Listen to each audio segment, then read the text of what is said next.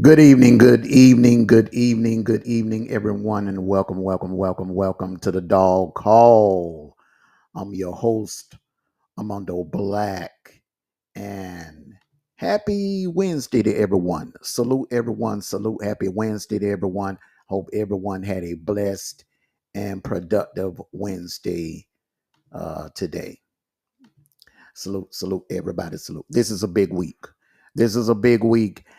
uh the Georgia, everything is in front of the Georgia Bulldogs. Very tough test, very important game this Saturday. For those of you that plan on attending the game in the Sanford Stadium, make sure you bring it.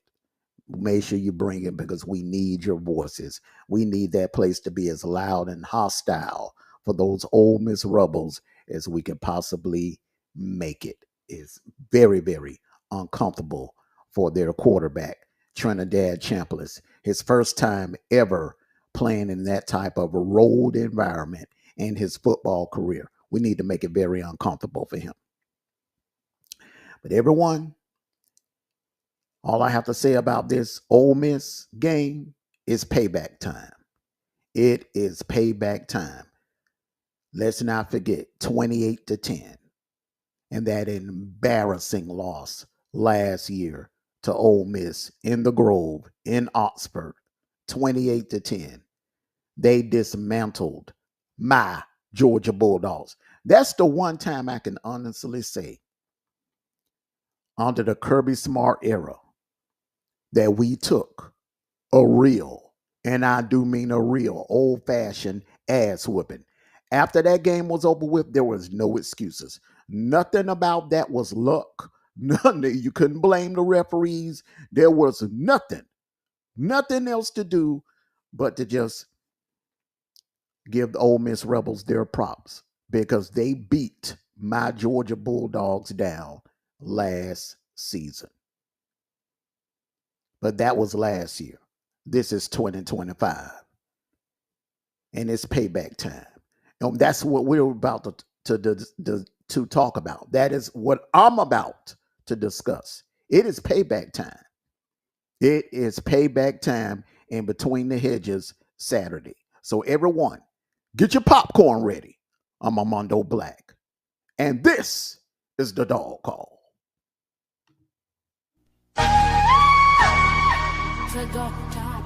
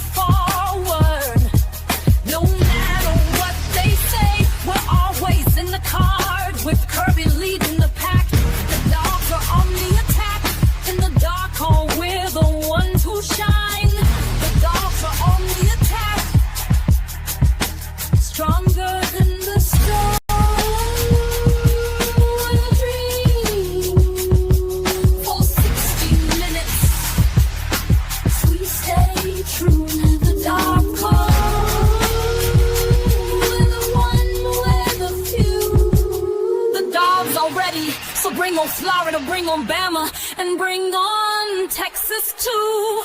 We stay true. The Dogs stay true. We're the one with a few. Go Dogs off.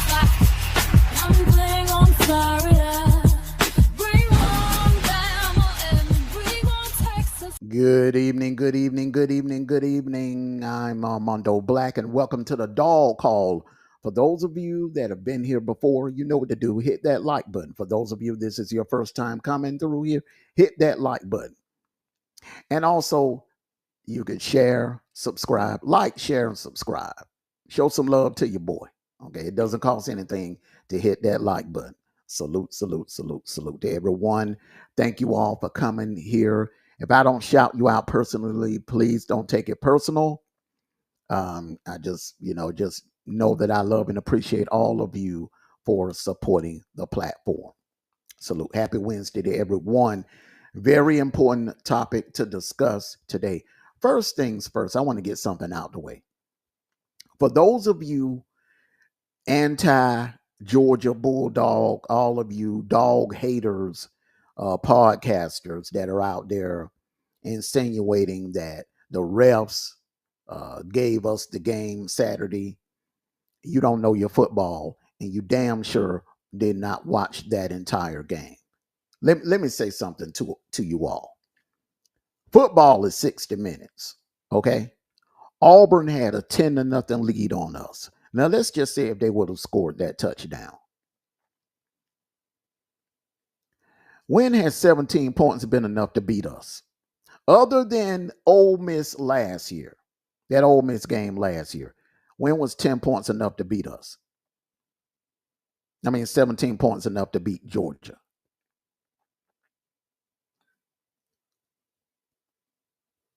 Especially if you were going 3 and out the rest of the way, because that's what happened. That's what happened. Auburn went 3 and out the entire second half until that last drive. They got they moved the ball a little bit. But they had 25 yards in the second half. 25 yards total offense. -1 rushing in the entire second half. Do you honestly think that 17 points would have prevented my Georgia Bulldogs from winning that game? Because I'll tell you like this: if you were watching that game and you were paying attention, we left 14 points on the field, all thanks to the ref with that BS call against Cash Jones. Because we were at the goal line. Kobe Young had the play that Kobe Young made. He was on the goal line, and we would have scored then. That game could have easily been 27-10, or maybe 34-10. And as for the timeout, and I agree, I really do believe Kirby was trying to call a timeout, but that had no bearings, and we didn't need a timeout at that time. But Kirby's intentions, I believe his intentions, he was trying to alert the referees that Auburn was clapping, and they were clapping throughout the first half, and especially the first quarter. If you go and you watch the game, you'll see. Just pay attention to the linebackers, the Auburn linebackers. They were clapping. There were someone on the Auburn sideline standing behind everyone, or someone in that first row on the Auburn side was blowing a whistle. That was confusing the Georgia defense. So it's a lot of variables that was going on Saturday night that a lot of you Georgia haters don't want to talk about, but hey, that's fine. It's time to move on, and we're moving on to Ole Miss. My Dogs won the game 20-10. I feel like the better team won. Football is 60 minutes, not 15 minutes. It's 60 minutes. Now on to Ole Miss. We have the Ole Miss Rebels coming into town. Now, like I mentioned earlier, this is payback. They beat us last year 28-10, but they different team. They had Jackson Dart as their quarterback. Jackson Dart is not walking out of that tunnel. Walter Nolan is not walking out of that tunnel. Prince U. I don't want to mispronounce his last name, but you all know what I'm talking about. Prince U is not walking out of that tunnel. Those two guys are gone. They're in the NFL. So this defense is totally different. Now, Georgia is favored. Their favorite, I think, is 7 points. Vegas have them at 7 points. Even though Ole Miss is ranked 4 spots ahead of Georgia. They're ranked number 5, and Georgia's ranked number 9. Georgia is favored. They're the favorite to win by 7 points. I don't know if it's, because we have the game at home, or do they think Georgia is just a better team? Now, Georgia went into 2 hostile environments this year. Neyland and Jordan-Hare, 2 very difficult places to win. Ole Miss has yet to go on the road and play in a hostile environment. They went to Kentucky, played in Kentucky, but Kroger Field is nothing like Sanford Stadium. Nothing. Absolutely nothing. It's loud. Don't get me wrong, but it's nothing like Sanford Stadium.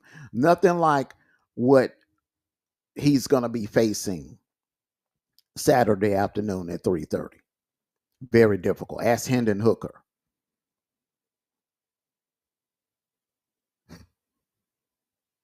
Ask Hendon Hooker about how loud that Athens crowd can get.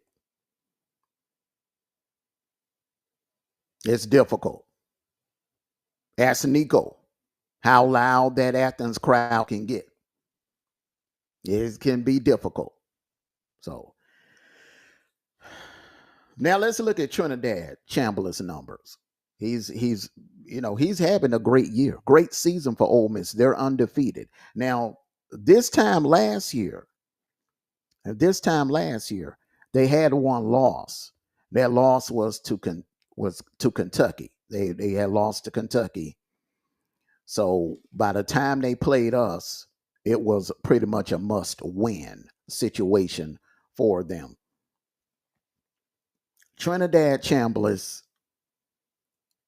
in the game against LSU, and that was the toughest defense that he saw this year. The toughest defense that Ole Miss has played this year. Trinidad Chambliss put up 300 yards passing in that game. So the kid can ball. He can ball. He's no joke. He's the real deal. He can ball. But like I said, he's never played in a hostile environment like what he's going to see Saturday in Sanford Stadium.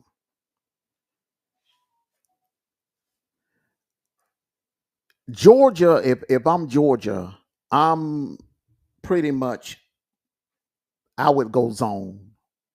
I would play zone on this team. I know, everybody want to see blitzes dialed up. They want to see, Schumer be aggressive and the Georgia defense be aggressive on this Ole Miss offense, but I don't think that would be a good idea because the kid can run. I would play zone on him. They have two very good wide receivers, Deuce Alexander and Caden Lee. They're tall, long, rangy, and they can jump. And they're fast. They're fast as all get up. So Damani Jones, he's going to have to be on his A game. He's going to, whoever is playing on that side, if it's Damani Jones,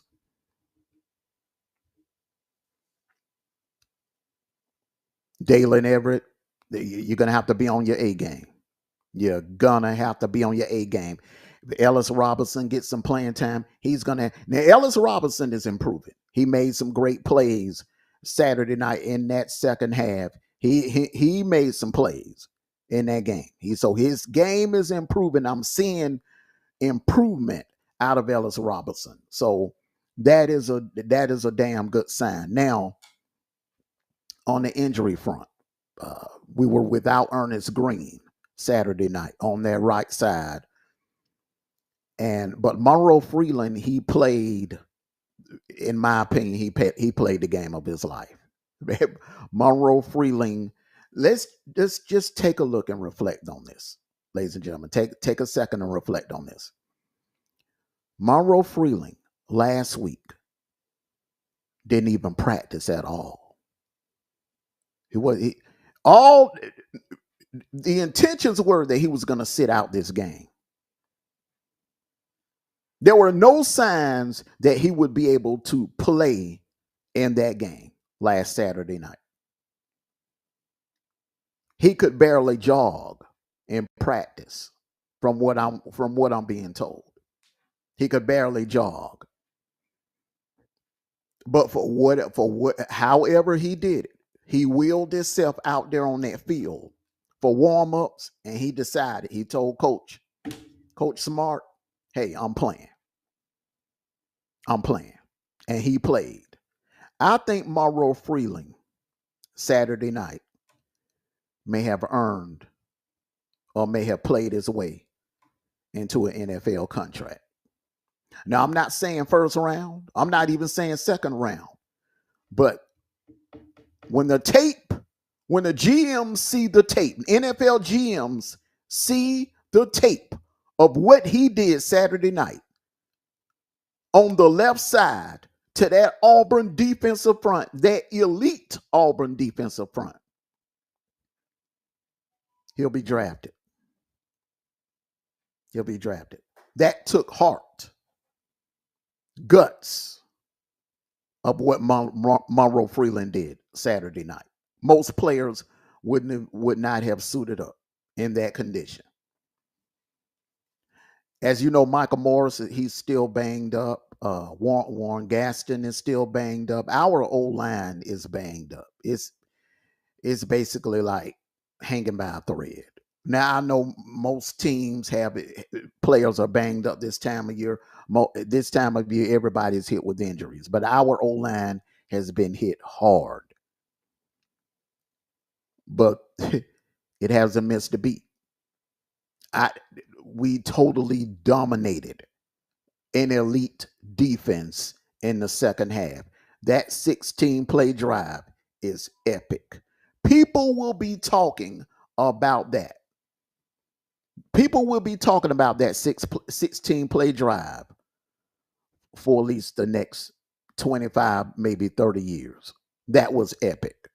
That drive And what that O-line did in the second half, because a lot of people talk about what the defense did. Let's give some flowers to that UGA O-line in the second half of that game. Because let me remind everyone, and I've been saying it all year, that Auburn defense is elite. That Auburn defense is elite. And I'm going to make a bold prediction right now moving forward. I don't see Auburn losing another game this season. I do not see Auburn losing another game this season. And I originally had Auburn picked to upset Bama in the Iron Bowl. I'm sticking with that. Because I think one thing about Auburn, and one thing this team, I saw improvements of that offense in the first half, and in the second half, I think that was everybody don't have a Kirby. Everybody don't have a Kirby to come up with halftime and make halftime adjustments. Everybody don't have a Kirby. So I think this Auburn team, looking at this schedule, I think they could run the table and go 9-3 the rest of the way. But we'll see. But as for my Georgia Bulldogs, this is a very important game. This is a very important game. We've already lost one game in between the hedges. I'll be damned if we need to lose a second one, especially to this team right here. Lane Kiffin, as usual, running his mouth. And I don't understand why he continues to. He used to do that to Nick Saban, run his mouth before the game.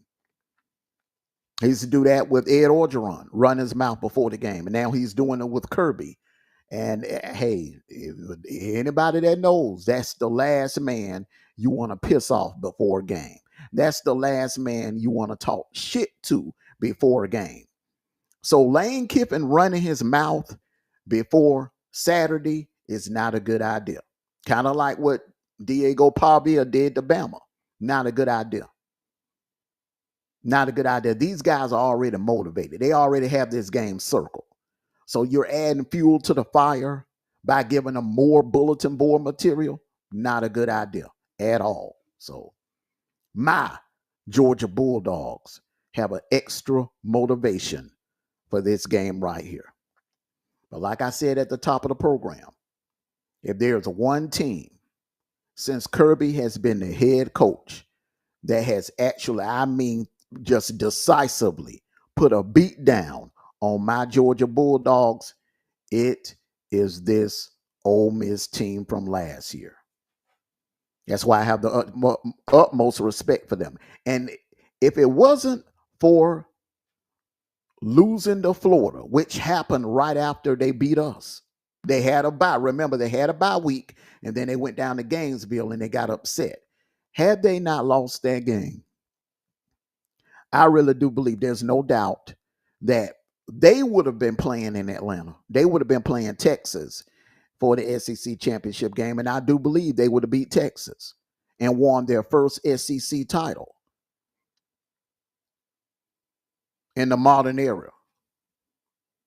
And they would have went in the playoffs. And I'm not saying they would have won a national title, but I do believe they would have went in the playoffs and made some noise.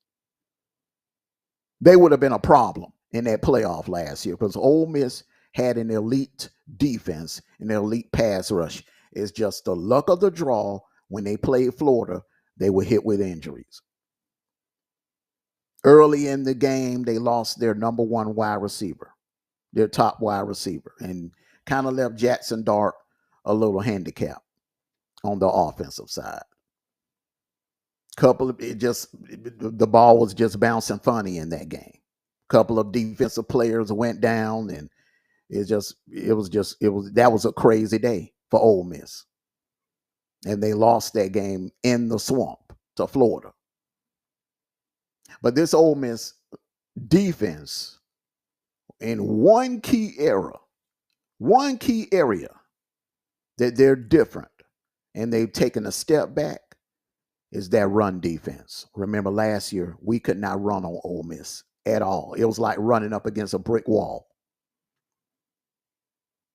That's how stout that defensive line was last year, not this year. Ladies and gentlemen, Ole Miss's run defense is ranked 119th. So that right there tells you, you pretty much got an idea of what's about to happen Saturday and how we're going to attack that Ole Miss defense.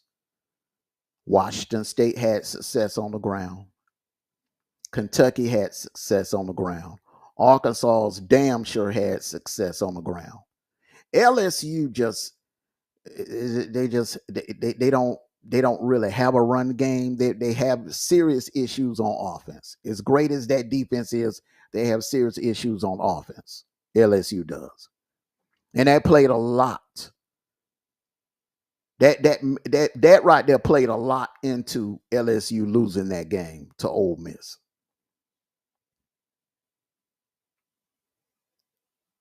But this game right here, like I said last week about Auburn, this game right here is very important.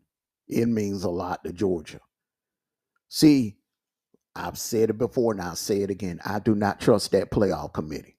We need to be perfect the rest of the way. We need this game, the next game, and the next game, and the next game. We don't need any more hiccups between now and the end of the regular season. We need to run the table the rest of the way because I do not trust this playoff committee. I don't trust this playoff committee giving Georgia any kind of grace at 10-2, definitely at 9-3.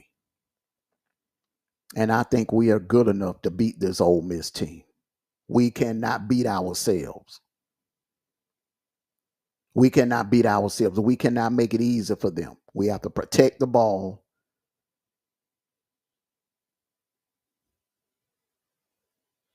We have to protect the ball on the offensive side, sustain long drives, keep that offense off the field. The same blueprint that we had for Auburn in the second half, the same blueprint that we had for Bama in the second half, and that same blueprint that we had for Tennessee in the second half.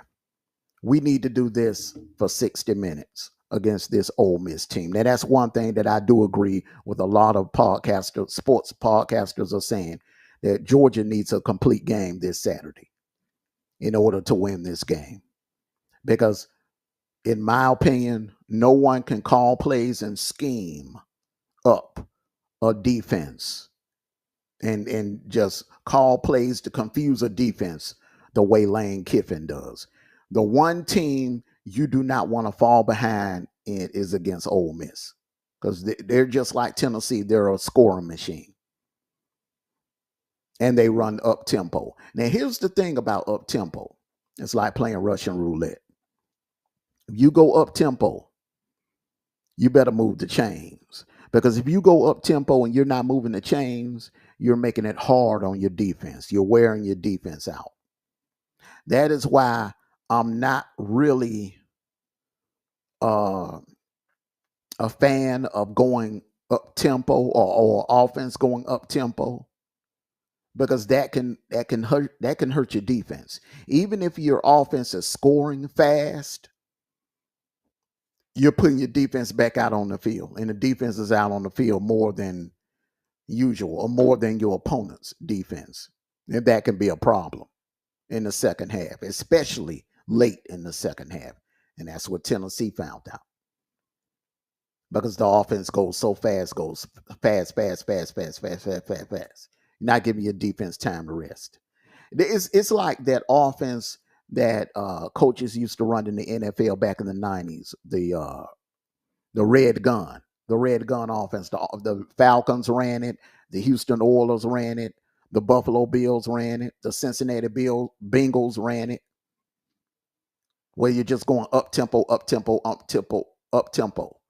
But when you're missing, you're talking because a quarterback is just like a pitcher.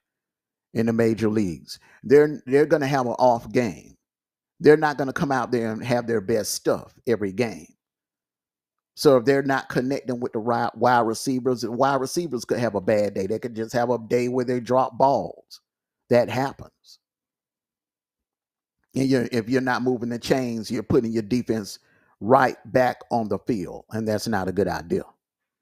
So there are a few things that Ole Miss does that Georgia can take advantage of and win this ball game. But the main thing is we cannot do what we did last year. We cannot beat ourselves. We cannot. We have to protect the ball. We have to protect the ball.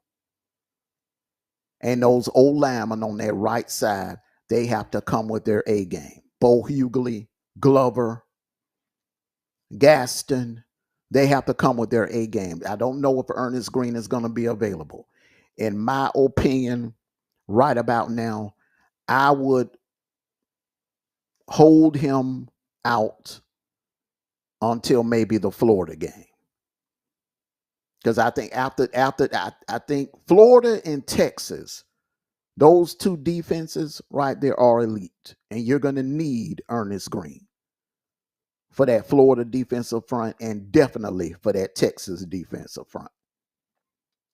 But this game right here, we need. We need this game. We have a gauntlet in front of us.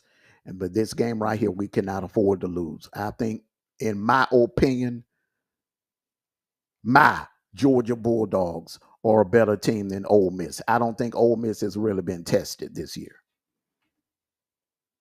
in a hostile road environment. LSU has issues on offense. How good is LSU? Let's look at their signature win, Clemson. Clemson has lost, 2 or 3 games since then. Florida has lost quite a few games. So how good is LSU? We don't really know. We're not really going to find out about LSU until next Saturday when they line up against Texas A&M. That's when we're going to find out about LSU. So, with that being said, everyone, hey, it's go time. Like I said last week, hey, it's all gas and no brakes from here on out. We are in a playoff run. We in playoff mode. We already have one loss under our belt. We don't need another one. We do not need it. We need to treat this game as an elimination game. Every game from here on out. Because like I said, I don't trust that playoff committee. Even with 2 losses, even if they did put us in the playoffs, they would give us a terrible draw in the first round. They would give us a terrible draw. Trust me. They would probably have us going up to play Oregon.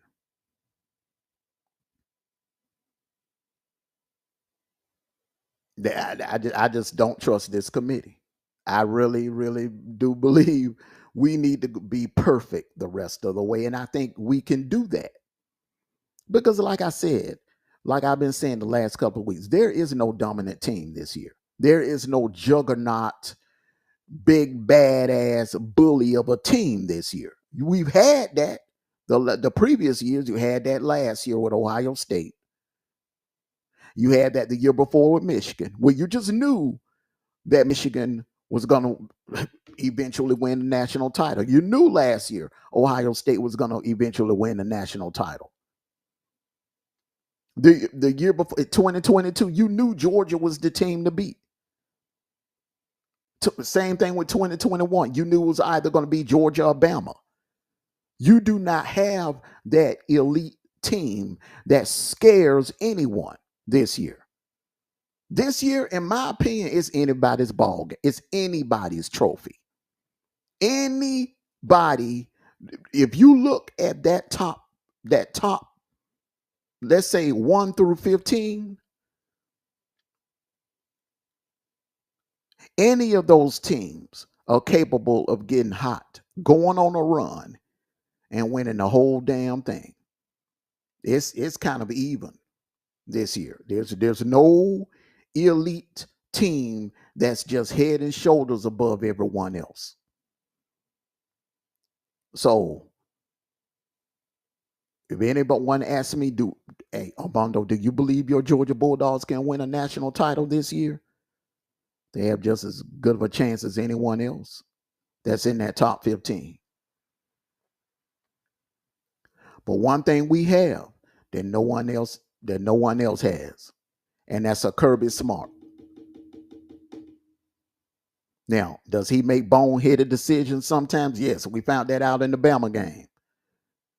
But at the end of the day, that's still Kirby Smart, the best college football coach today, hands down, and it ain't even close. And on that note, I want to thank all of you for coming out. Make sure you hit that like button. If you have not subscribed, make sure you subscribe, like, share, subscribe this video.